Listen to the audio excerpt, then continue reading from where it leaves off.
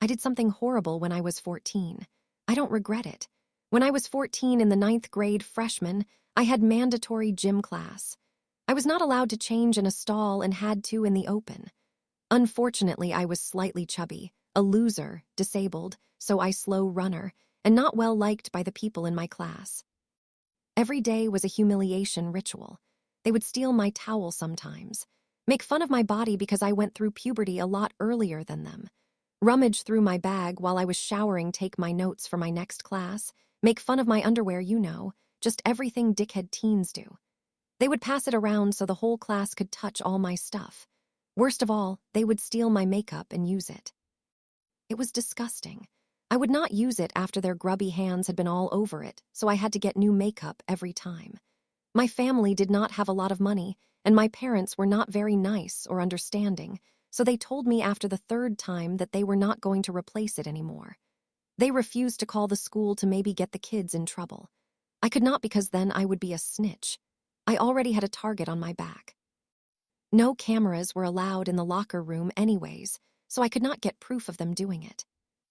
The teacher was absolutely no help. She knew it was happening as she stood in the locker room the whole time. She could have given me a locker to stop this, but reserved those for her favorites as space was limited. I was never given a locker. I tried hiding it in different compartments, but they would tear my bag apart. They knew it bothered me. I was stuck. No one was going to help, so I had to do something. I would have to watch them use my mascara on their eyes and pass it around for 5 other girls to use it too.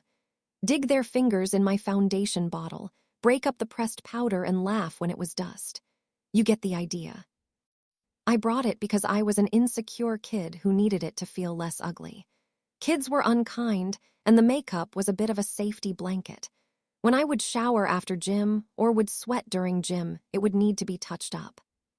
So after a horrible day at school when they had all made fun of me and stole my makeup again, I was sitting in the bathroom looking at the defiled bottles, and I had a horrible, disgusting, and wicked idea. My dad has stomach issues. Bad ones. I will not go into details, but it is some of the severe stomach problems you can have. It has almost killed him multiple times. At his worst, he would go to the bathroom 10+ times a day. I waited until my dad had went to the bathroom. I carefully, with a plastic spoon, scooped some of the toilet water with residue into the bottle of foundation and shook it. Not enough to make it change much. Would not want people suspicious. I then took the mascara and rubbed the spoolie deep in the sink drain, getting that nasty gunk. And I plunged the spoolie up and down to make sure it was worked in. I wiped my dog's ass with the powder puff for the powder. I put it all back in my bag and waited. The next day, the girls did it again. I got to walk out and watch them put my dad's shit water on their face, drain gunk on their eyes, and finish the whole look off with a powder puff that had been dragged on my dog's ass. It was glorious.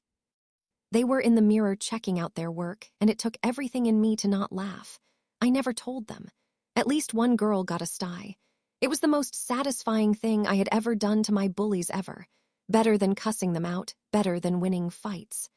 This biological warfare was my war one. I stopped bringing my makeup to school after that and dealt with being barefaced. I do not wear much makeup anymore, but every time I put some on I remember what I did. I do not regret it one bit. That is quite a story.